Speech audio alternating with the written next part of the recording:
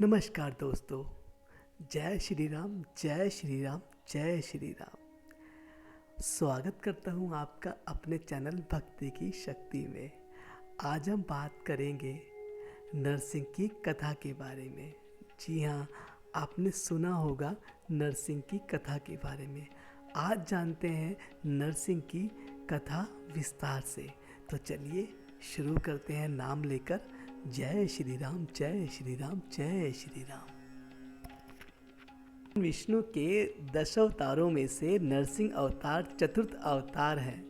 इसे नरसिंह अवतार भी कहते हैं, जिसमें उनका आधा शरीर सिंह तथा आधा मानव का था। इस अवतार का मुख्य उद्देश्य अधर्म के प्रतीक दैत्य हिरण्यकश्यप का वध करना था। अपने भक्त प्रहलाद की रक्षा करके उसे राज सिंहासन पर बैठाना था। भगवान विष्णु का यह अवतार इससे ज़्यादा विध्वंसक था कि स्वयं उनका भक्त प्रहलाद भी इससे डर गया था। तब भगवान शिव को सरभ अवतार लेकर उन्हें शांत करवाना पड़ा था। आज हम भगवान विष्णु के नरसिंह अवतार का संपूर्ण परिचय आपको देने की कोशिश करेंगे। सतयुग में एक पराक्रमी दैत्य हिरण्यकश्यप हुआ था। उसने कई सैकड़ों वर्ष तक भगवान ब्रह्मा की तपस्या करके अद्भुत वरदान प्राप्त किया था, जिसके अनुसार उसका वध भगवान ब्रह्मा के बनाए किसी भी प्राणी से नहीं हो सकता। इसके अनुसार वह ना अपने घर के अंदर तथा ना ही बाहर, ना दिन में तथा ना ही रात में, ना भूमि पर तथा ना ही आकाश में, ना अस्त्र से, ना ही शस्त्र से, ना मनुष्य से, ना ही पशु से मारा जा सकता था। इस वरदान को पाकर वह अत्यंत शक्तिशाली हो गया था तथा तीनों लोकों में उसे हराने वाला कोई नहीं था। इसी वरदान के फलस्वरूप वह स्वर्ग, पृथ्वी तथा पाताल लोक का राजा बन गया था। उसने स्वयं को भगवान घोषित कर दिया था। विष्णु को मानने से भी मना कर दिया था। स्वर्गलोक से देवराज इंद्र को अपशब्द कर दिया गया था तथा पृथ्वी लोक से भी अधर्म की स्थापना कर दी गई थी।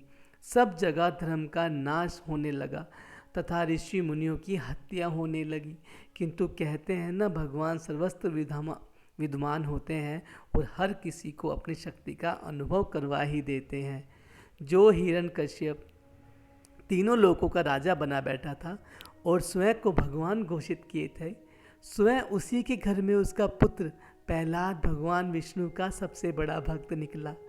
अब उस राजा की इससे बड़ी दुर्दशा क्या होगी कि जिसके भय से तीनों लोकों में लोग विष्णु का नाम लेने से डरते हैं, उसी राजा का पुत्र ही रात दिन विष्णु विष्णु का नाम ही जपता है।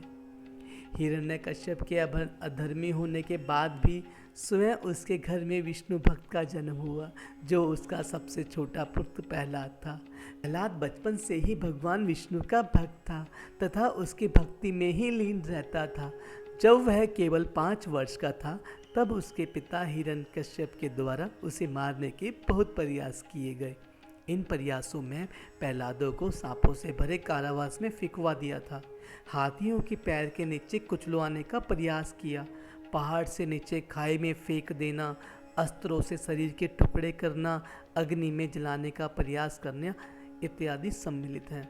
आश्चर्य की बात यह थी कि जब जब भी वह अपने पुत्र का वध करने का प्रयास करता, तब तब प्रहलाद श्री हरि का नाम जपने लगते। उसके बाद स्वयं भगवान विष्णु उनकी रक्षा करने आ जाते, लेकिन किसी को दिखाई नहीं देते। फिर एक दिन हिरण्यकश्यप की भगवान विष्णु के भक्त प्रहलाद पर अत्याचार की सीमा समाप्त हो गई और भगवान विष्णु ने भयंकर नरसिंह अवतार लिया। आइए जानते हैं उसके बारे में। वैसे तो भगवान विष्णु नरम स्वभाव के एवं धैर्यवान थे। इसी कारण हर बार वे शांति से और बिना क्रोध के अपने भक्त प्रहलाद के प्राणों की रक्षा करते आए। किंतु अपने छोटे से भक्त पर इस तरह के अत्याचार देखकर धीरे धीरे उनका क्रोध बढ़ता जा रहा था। एक दिन वह क्रोध का घड़ा फूट गया। वह भगवान विष्णु के अत्यंत भयानक रूप नरसिंह अवतार का जन्म हुआ। जब हिरण्यकश्यप के द्वारा प्रहलाद को मारने के सभी प्रयास विफल हो गए, तब उसने क्रोध में अपने पुत्र से पूछा, यदि भगवान विष्णु हर जगह उपस्थित हैं तो क्या वह सामने वाले स्तंभ में भी हैं? इस पर प्रहलाद ने कहा, श्री हरि तो हर एक कण में उपस्थित हैं, इसलिए वह सामने वाले स्तंभ में भी है। यह सुनकर हिरण्यकश्यप को क्रोध आ गया और उसने उस स्तंभ को तोड़ डाला। स्तंभ के टूटते ही एक जोरदार दहाड़ सांप सुनाई पड़ी तथा उसमें भगवान विष्णु अपने नरसिंह अवतार में बाहर निकले। उनके ऊपर का आधा शरीर सिंह का था तथा नीचे का आधा शरीर मनुष्य का था। वह जोर जोर से फुकार रहे थे, जिस कारण आसपास हाहाकार मच गया। सभी सैनिक उनके इस भयानक रूप को देखकर आतंकित हो उठे।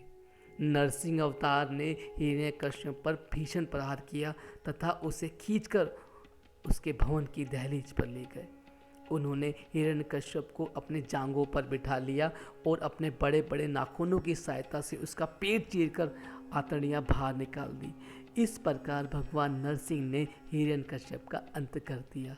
किंतु आखिर भगवान विष्णु ने उसको मिले वरदान को विफल कैसे किया, चलिए जानते हैं इस बारे में। जब भगवान नरसिंह ने हिरण्यकश्यप का वध किया, उस समय न दिन था न ही रात, अपितु संध्या का समय था। उन्होंने उसे न भवन के अंदर मारा तथा न ही बाहर मारा, अपितु उसकी दहलीज पर मारा। उन्होंने उसे भूमि पर मारा, न ही आकाश में, अपितु अपनी गोद में बिठाकर मारा। ना ही उन्होंने अस्त्र से मारा, ना ही शस्त्र से, अपितु अपने नाखूनों से मारा। इसके साथ ही भगवान नरसिंह का अवतार ना ही मानव का था, ना पशु का था, ना ही किसी सूर असुर का था, ना ही उसकी उत्पत्ति भगवान ब्रह्मा ने की थी। इसी प्रकार उन्होंने हिरण्यकश्यप का वरदान विफल करके उसका वध कर दिया।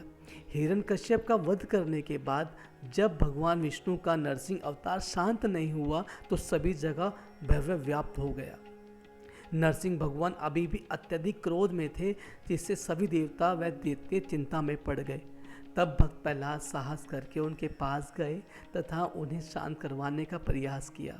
भक्त प्रहलाद अपने सामने देखकर भगवान नरसिंह का क्रोध शांत हो गया तथा उन्होंने उससे बहुत प्रेम दिया।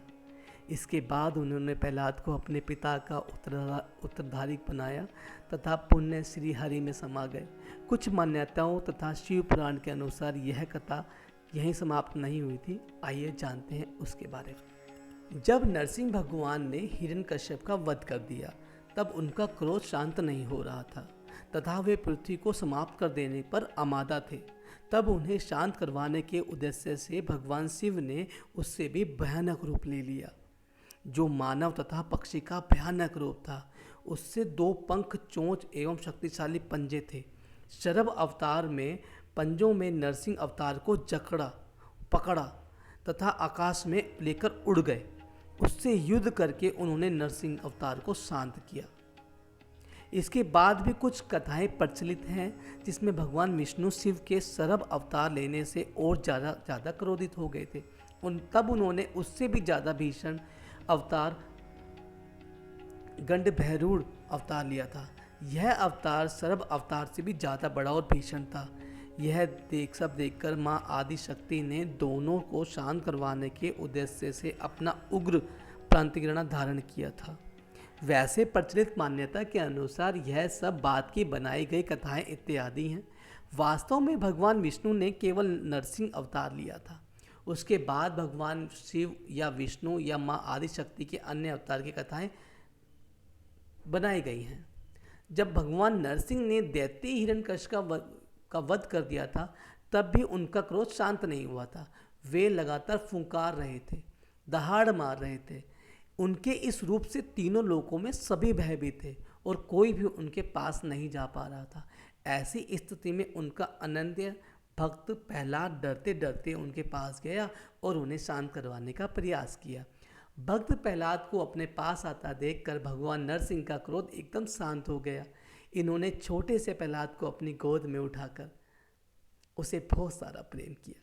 इसके बाद उन्होंने प्रहलाद को उसके पिता हिरण्यकश्यप के राज सिंहासन पर रखा और उसे अगला उत्तराधिकारी घोषित कर दिया।